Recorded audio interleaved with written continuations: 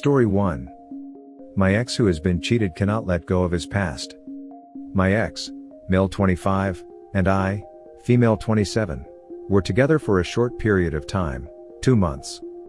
But know each other for almost a decade as friends. We confessed that we liked each other and started dating.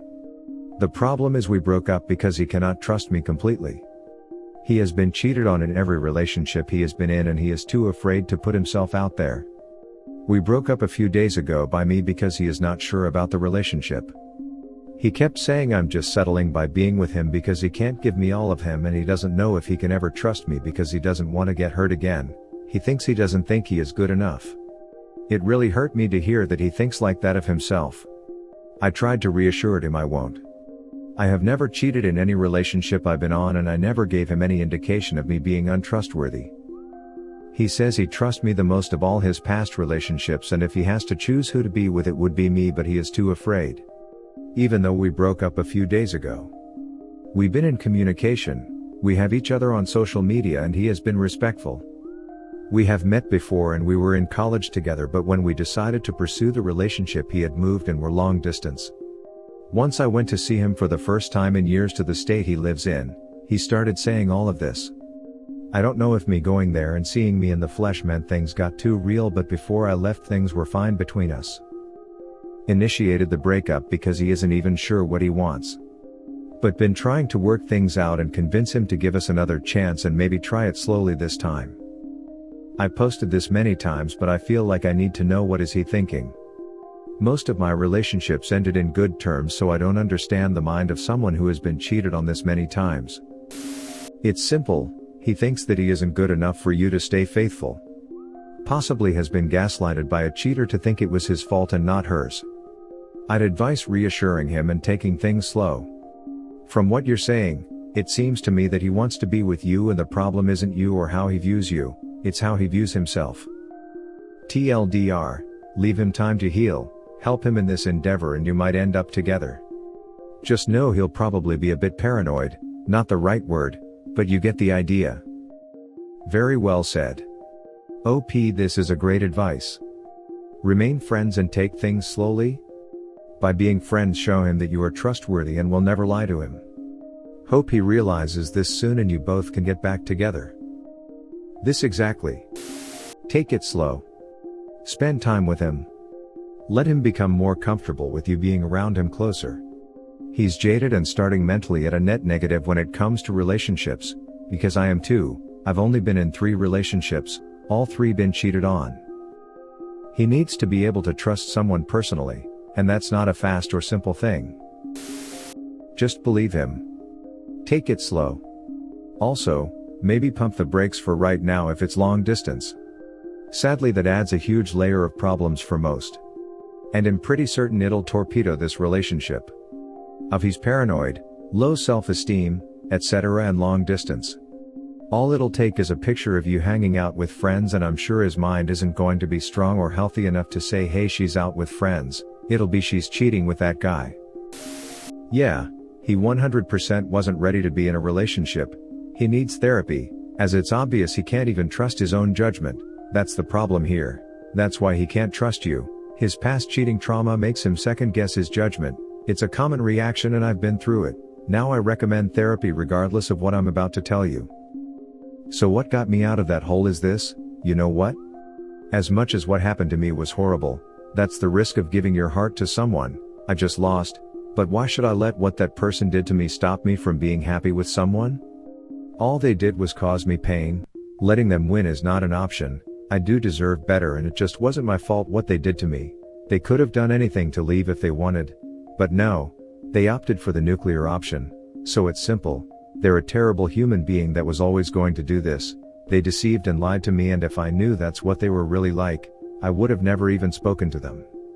So my judgment isn't at fault, no, some awful creature took advantage and pulled the wool over my eyes, so screw them. I won't let them win.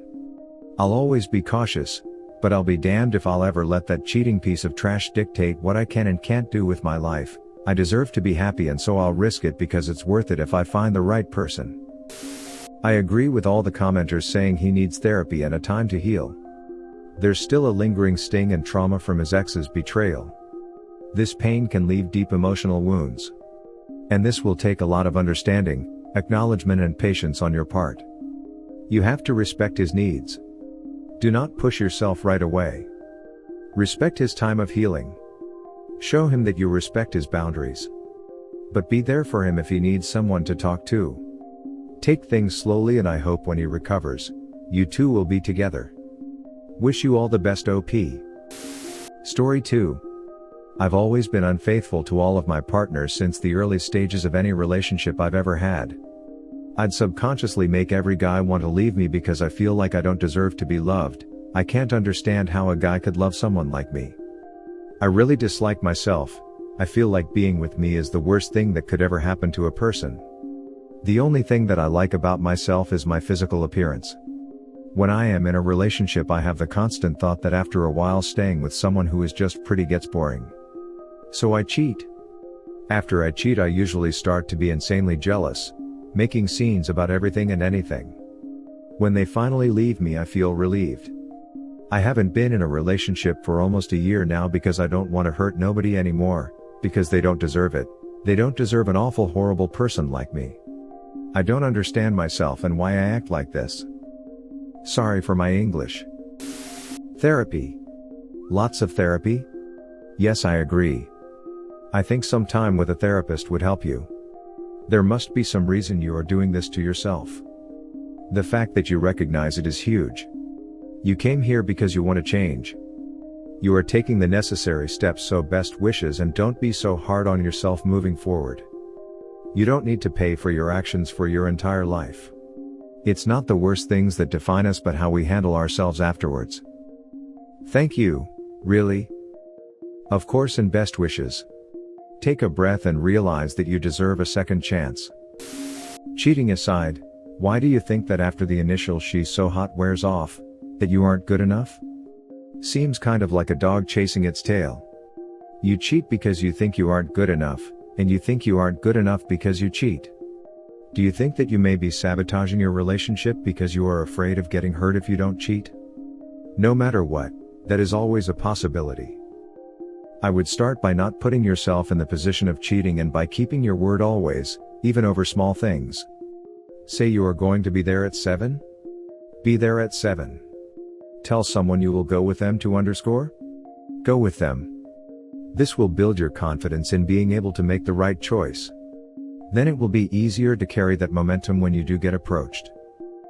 And one last thing, you aren't doing these things because you are a bad person. You are doing them because something or someone has taught you to do so. Find the reason and confront it, and then it will be easier to make the changes you need to be happy. Thank you, really. I'll try. You should consider going to a therapist. I had self-esteem issues and I found a great therapist who really helped me. She specialized in self-esteem, shame trauma, and lots of other things. I think you would really benefit from speaking with a professional. You are not alone, and what you're describing can be changed. Just beware of bad therapists. If they make you feel judged at all, move on to another one. Sorry you're feeling this way, I know it's agonizing. Thank you. Sadly, what you are experiencing can be broadly expressed as abandonment issues. This is due to emotional neglect in your childhood, most likely before you were 4 years old. In terms of attachment, you are probably a fearful avoidant. In addition to the fear of abandonment, you are probably very self-reliant. You yearn for closeness but fear it at the same time. You feel you are not good enough, have a fear of commitment, and you may have people-pleasing tendencies and being very agreeable. The way you push others away is a distancing strategy exercised by your nervous system. This happens when people get too close, and that may occur 3 or 4 months into a relationship. You may also exhibit signs of perfection trauma, and sadly, perfection creates disconnection. Your words about not feeling good enough and that you cannot understand how others could possibly like you hints at complex trauma. Trauma, PTSD, is a single event trauma. Like a serious car accident. Complex trauma, CPTSD, are lots of small events over a long period of time. Like a highly critical parent. The not feeling good enough is more likely associated with attachment. But what you are describing sounds a lot more like inferiority to everyone else, which is more trauma-related. You might be experiencing both at the same time. Abandonment can often be a hard concept to grasp. If you can imagine a child growing up in a hospital, a nurse would attend to the child would get attached, and when the nurse left at the end of the day, the child will feel abandoned. Imagine this happening over and over again, where the child learns that if they get attached, they will get abandoned. They cannot depend on the nurses, and the child's autonomic nervous system starts protecting themselves against getting attached in the first place. Hence you develop things like self-reliance, where you detach emotionally. There is a chance you feel that you had a relatively good childhood. This can result from memory loss due to trauma, and/or you may also have experienced a trauma bond with your primary caregivers. I wish you well and hope this information will help. Here are some resources to get started. Here's the quiz that provides some guidance at what your attachment style is. Link. This is a concise description of avoidant attachment by Maya Diamond's podcast. Link. TU59. Are you cool or just cut off? Dismissing/avoidant attachment in adulthood by therapist uncensored. Note, episodes 59, 60 and 61 are follow-on from each other. Link. TU78. The Stress Response System, Attachment, Across the Lifespan by therapist uncensored. Link. The Body Keeps the Score, Brain, Mind, and Body and the Healing of Trauma by Bessel van der Kolk. I highly recommend the audiobook version of this book. Link. Thank you very much, I really appreciate your help. I took the test and it turns out that I am fearful avoidant, as you said. I will take time to read all of this information. Again, thank you really much. I agree with all the commenters here saying you need a therapist. A good therapist.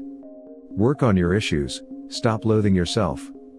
Just stop cheating. If you find someone attractive while you are in a relationship, do not act on it. Try to have discipline. And stop hurting others just because you dislike yourself. This life gives you many chances to change, so be faithful. Worldwide comments of the day. Divorce is never a bad thing under these circumstances. When they get older, the kids will realize that betrayal has to be met with consequences and a realization of self-respect. No parent would want their child treated this way in a relationship, so parents should keep the same rationale for themselves. When she asked for a separation, he should have gone straight to a lawyer. Good on him for acting quickly. Thanks for watching. Don't forget to subscribe for more interesting and relatable Reddit videos.